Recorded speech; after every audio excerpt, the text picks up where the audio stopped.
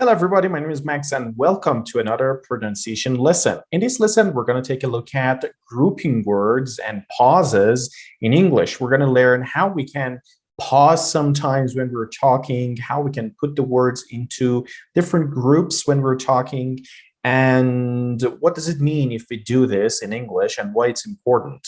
So, without any hesitation, let's begin.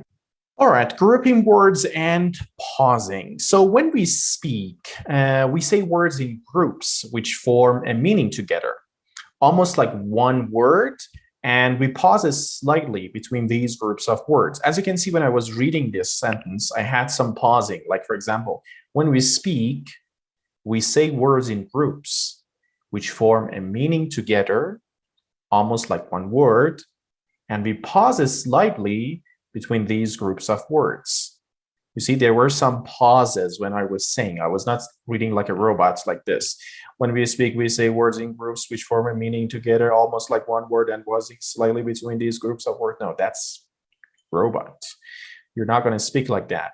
And you should not speak like this because you should have, as we talked about earlier, about intonation, about stress, about sentence stress, word stress.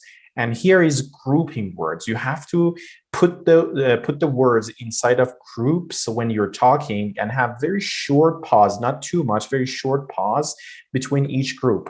Now let's watch a video from Top Notch to understand this a little bit better.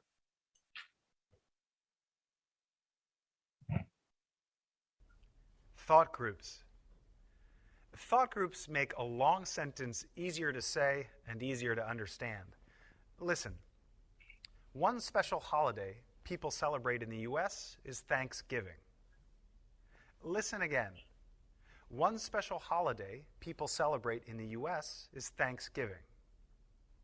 The words in each thought group are linked together without stopping. Listen. One special holiday people celebrate in the U.S. is Thanksgiving.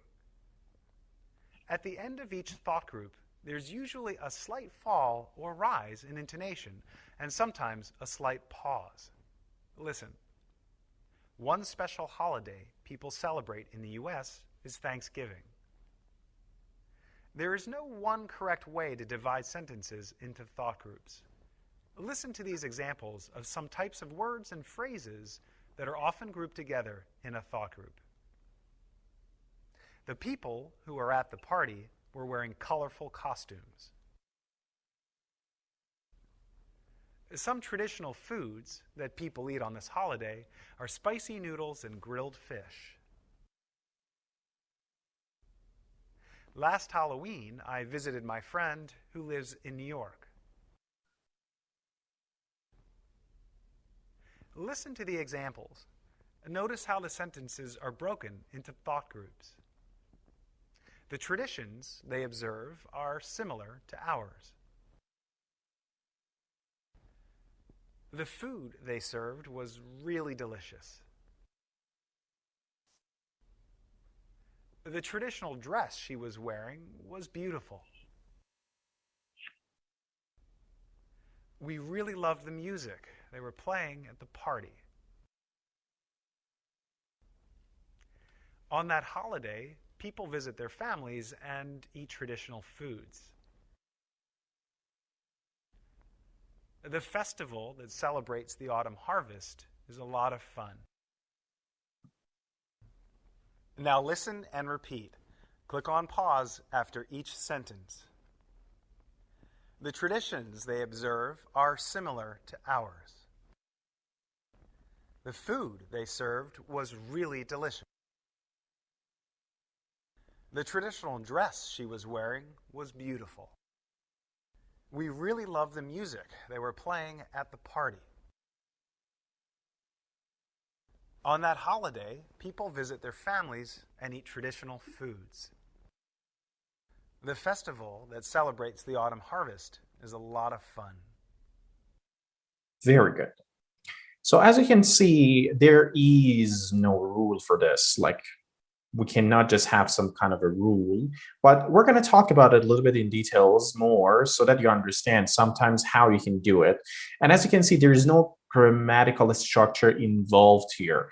Mostly it's because we want to, our listener understands us better, or the listener try to like catches the words easier, rather than when you're saying it really fast and saying all the sentences together, listener might not understand everything. So it's better to have like a slight pauses, not too much, between each sentences that you're saying, or between some types of words in a sentence. In that case, it looks like you're trying to have this thought groups, which we also call them, and you can show them that you're using these languages properly in the way that the listener, which is the examiner, can understand you really good. Now, let's try to take a look at an exercise together. We're going to listen to Miguel and Martina answering one of the examiner's questions. And what I want you to do is I want you to use a slash to mark where they pause. So based on, for example, you're listening, I just put 3 of them for you there so that you can also check them here. But try to listen carefully and see how the person is putting those, let's say, pauses or those grouping words here. And definitely you can do the same thing when you're answering. Remember, there is no correct or wrong way of doing it. You can just put the words in the way that you want, but you should not focus on grammar here. You should focus on the meaning more rather than grammatical structures. You don't need to pause between each grammatical structure you're using.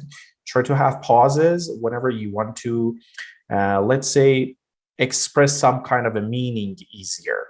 Let's watch this. Of course, listen to this, not watch. Let's listen to this, and then we can check that more.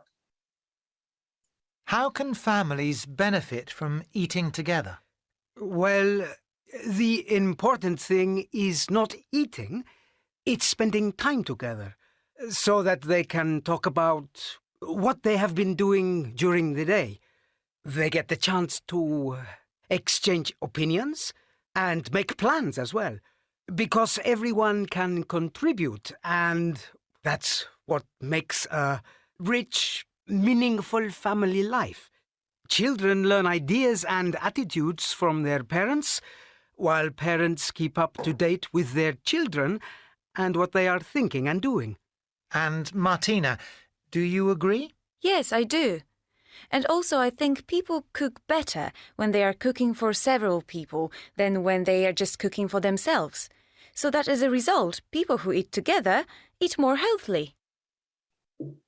Very good. Now let's take a look at the answer. So now I want you to listen one more time and now check your work. How can families benefit from eating together? Well, the important thing is not eating, it's spending time together, so that they can talk about what they have been doing during the day. They get the chance to exchange opinions and make plans as well, because everyone can contribute, and that's what makes a rich, meaningful family life. Children learn ideas and attitudes from their parents, while parents keep up to date with their children and what they are thinking and doing. And Martina, do you agree? Yes, I do. And also I think people cook better when they are cooking for several people than when they are just cooking for themselves. So that as a result, people who eat together eat more healthily. Very good. So as you can see, again, you can change this, okay? There is no such thing as 100% rule that you have to follow like this, but it's better to have grouping words, put the words that they kind of easier to say them together, try to put them together, and the words that probably you want to start a new thing, try to use it. For example, usually after so or before so we have pausing, before and we have pausing. When you want to say because, we have pausing before that. When you want to start a new sentence, we have pausing. When you want to say while, when you want to say but, we want to say, for example, however, you want to use some of the, let's say, relative clauses. For example, you want to start a relative clause like when, for example, what, or as a result, then, these words would definitely, we usually pause before them and then we say something. And you can see it here as well in this example that the person was trying to do the same thing. Now, as we mentioned, grouping words and pausing, we tend to pause between groups of words which form a meaning together. For example, here we say, the family had a small shop just round the corner from where we live. And one day my aunt was working there on her own. So we have two pauses in here because the family had a small shop. This sentence forms a meaning just around the corner from where we live. Again, this is one meaning or forms a meaning here. And one day, also you can say pause, and one day my aunt was working there on her own. Or you can say on her own connected with there without pausing. So there are no fixed rules, as we mentioned, for when to pause, though it is natural to pause between words which forms a group of meaning. Native speakers pause to choose the words which will go together to express their ideas. They don't generally pause to choose grammar, or they don't pause to choose grammar words which come more naturally to them. So it's kind of a natural process after trying to kind of a couple of times practicing with yourself, listening to the way that you're using words and saying the sentences, you can somehow understand that you are pausing or you're not. Remember, we don't want awkward long pauses. Just one split of a second, stop, and then talking again. Let's try to take a look at another example here.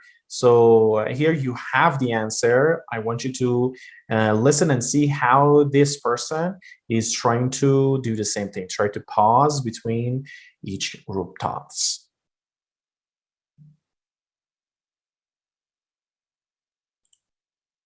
Do you think fast food is bad for you? I think it depends. I think the most important thing is to have a balanced diet. In other words, you eat a variety of vegetables, meat, cereals, and so on.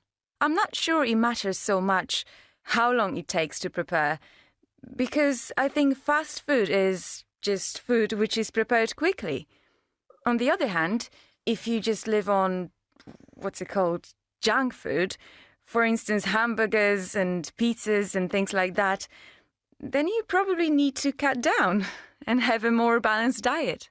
And Miguel, what do you think? I agree with Martina. I think it's fine to eat fast food occasionally, but you have to balance it with other things like fresh fruit and vegetables which are in season, and cut down on dairy products and fat. Also, I think that what you eat is only one part of a healthy lifestyle. I agree. Very good. So as you can see, again, they are trying to put the sentences, groups of words that they form a meaning. And after, whenever they want to just come up with another idea, just want to add more things to what they're saying, you just have a very slight pause and then start talking and start making another sentence. It's a natural process. It's not a difficult thing to do. You just have to do it a couple of times and you will learn how to do it easily. Definitely it's going to help you to get extra points. It shows to the examiners that you want to have some grouping words. You want to have some kind of trying to speak naturally. You don't want to speak like a robot. You just want to have some pauses, a little bit of thinking time, and then talking. Remember, it should not be long, a very slight pause, just like the audio files that we listened to and the video that we watched.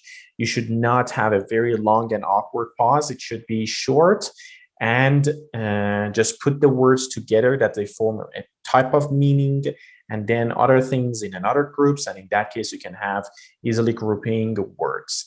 So thank you so much for watching this video, and I'll see you in the next pronunciation lesson.